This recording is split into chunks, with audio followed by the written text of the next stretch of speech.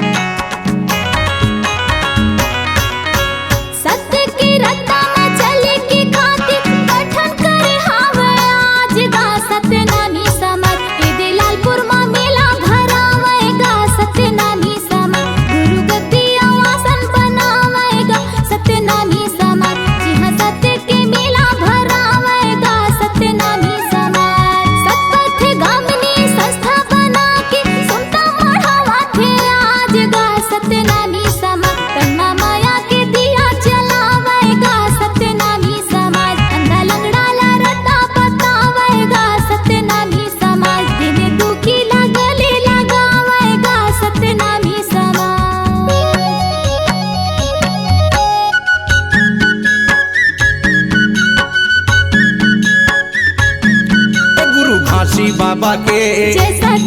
ग्रंथ चौका कहाँ पूजा पाठ करामाय भक्ति भावे जगामाय ये जय सत्य नाम संतो जय सत्य नाम प्रेम से बोला जय सत्य नाम जय सत्य नाम संतो जय सत्य नाम प्रेम से बोलो जय सत्य नाम गुरु बालक दासे के जय सत्य नाम भादो महीना 8वीं के जय सत्य नाम ये जयंती मनामाय जय सत्य नाम गुरु मिलना चाहिए गामाय जय सत्य नाम ये जय सत्य नाम संतो जय सत्य नाम प्रेम से बोलो जय सत्य नाम जय सत्य नाम संतो जय सत्य नाम प्रेम से बोलो जय सत्य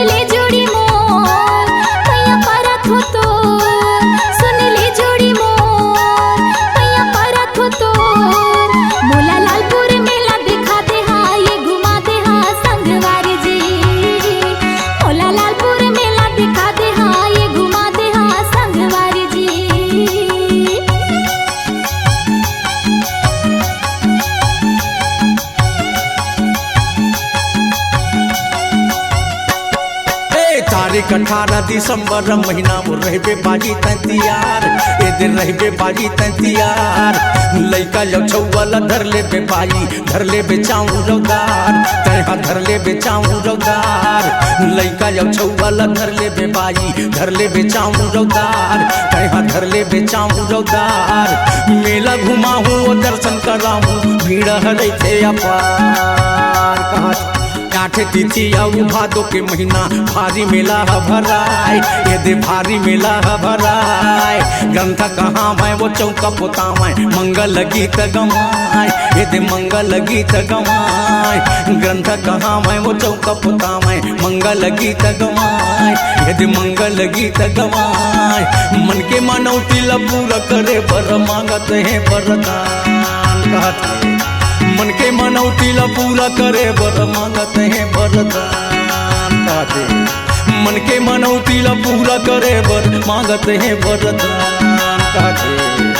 मन के मनौती ला पूरा करे बर मांगत है वरदान कहते C-Log Digital Recording Studio, Cordoba, Contact number 99071192215.